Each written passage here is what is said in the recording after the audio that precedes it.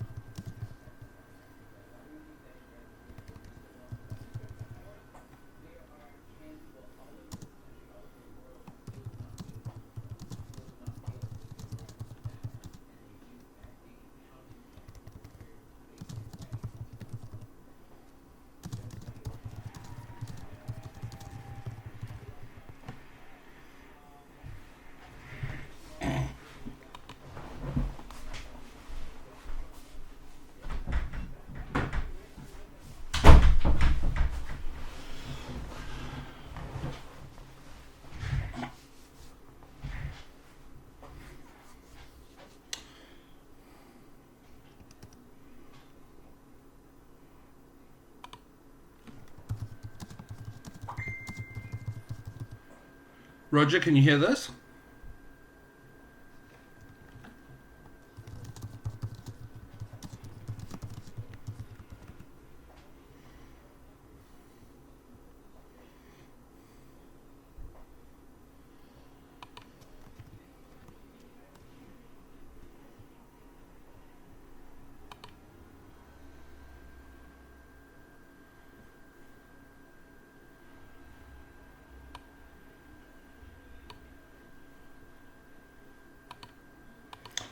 Okay, and here we go. Okay, so I'm gonna go over my editing process for a shoot that I did yesterday with the amazing Amy Lee and Cassie. Anyone looking for a model should definitely give Amy a call. Also, makeup, hair, styling, give Cassie a call. I will put the details in the video credits later on how you can get hold of these amazing people. And trust me, you really want to get hold of them. Okay, let's start talking about the images. So this was shot yesterday evening, roughly at golden hour. I'm going to pull up the EXIF details because I actually can't remember them all. So yeah, this was shot handheld using a Nikon D810 with a Nikkor 80 to 100 millimeter f4 manual focus lens, and this was shot wide open at f4 and with a shutter speed of 1,000th of a second. One of the things that I do like to do when I'm shooting with the D810 is use the fastest shutter speed that I can, because with its high resolution it will just punish you. So anyway, this is what we have. So what did I do? I imported this image into Capture One Pro. Capture One Pro is the raw encoder that I use. So you can see here, this is the Nikon NEF file. If you have a look, I've just done a crop. I haven't done any other adjustments. This is all out of camera. What I'm now going to do is I'm going to go ahead and edit this with Photoshop. One important thing is set the ICC profile to use Adobe RGB so you don't have any problems with losing any color details because you're using a smaller color space. Okay, so Photoshop is now going to open up the TIFF file that Capture One has created. If you use Lightroom, your process is pretty much the same. This is the latest version of Photoshop CC. I think it's 2015.5. So I'm having a look at the image here. First thing I'm going to do is I'm just going to duplicate the base layer. So Control J. I'm then going to go in and I'm going to use the Camera Raw filter. Now, one of the things that you'll notice, especially with the raw files, they always look a little bit flat. But you have more tonal range, etc., that you can play with. The thing that I'm really interested in playing with here is the dehaze feature that Camera Raw has.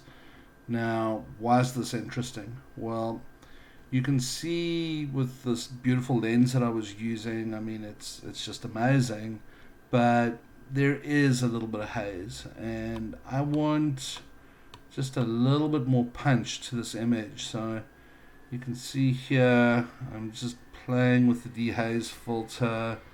Now, I don't want to completely remove the haze because artistically I like it, but I do want a little bit more punch to the image. And let's go have a look at that. Okay, so here we go. Before, we just got that little bit of punch added now. Now, if I look at this image, I'm actually very happy with this, and I could probably use this as it is.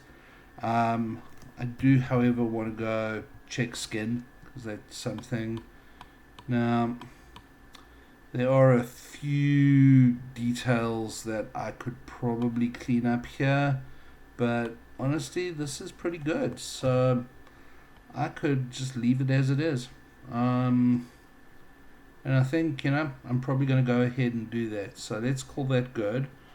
Final thing that I'm going to do then before getting ready to export it, I am going to go ahead and tweak the output levels slightly. So if you look at my histogram here, I've got pretty good distribution. All that I'm going to do is I'm just going to bring in the shadows there, and that gives me a little bit of pop there. And I think the highlights were probably pretty good on. Yeah. So again, small edit. You see before or after. We've now got a little bit more pop. That's actually something I'm very happy with. So now let's talk about how would I share this. Now, if you have a look at the D810 files, they're massive. I mean, even after cropping this, it's over 5,000 pixels on the long edge. I actually want to go ahead and put this image on my Instagram and put it on Facebook. So let's talk about how to do that. So first thing I'm going to do, I'm going to go ahead, duplicate the image, and I like Instagram square crops. So I'm going to go ahead, I'm going to do that. I'm then going to go to my cropping tool. I'm going to choose a 1:1 square ratio because let's be honest, that's what Instagram's all about. Let's go ahead and balance this. Yeah, I think that looks good. I'm now going to go ahead and do a resize.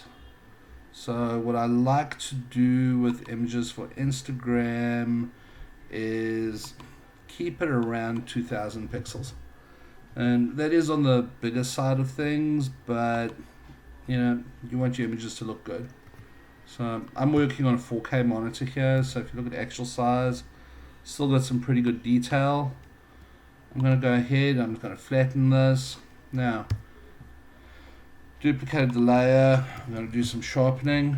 This is kind of my slacker sharpening method. I mean, there's a lot of ways that you can do this. I generally have pretty good luck with Smart Sharpen, so I'm going to go ahead and, if this doesn't do what I'm wanting, then I will worry about something else. But yeah, this looks pretty good. The bits that we care about are getting sharpened, and we're not really losing detail anywhere else. So thank you, Adobe. We dodged a bullet there. And you can see without the sharpening, with the sharpening. So really worth spending the time on that.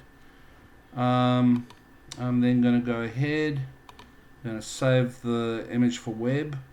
Now here's something that you want to do. You want to make sure that you're converting to sRGB. You do lose a little bit of color space, but pretty much anybody can display that. Also, I don't really care how big it is, so I'm setting the quality at 100. And let me go ahead, export that to my desktop. Done. And that's how simple it is. Anyway, if you enjoyed this, please feel free to leave some comments. Otherwise, that's all from my side. Thank you very much.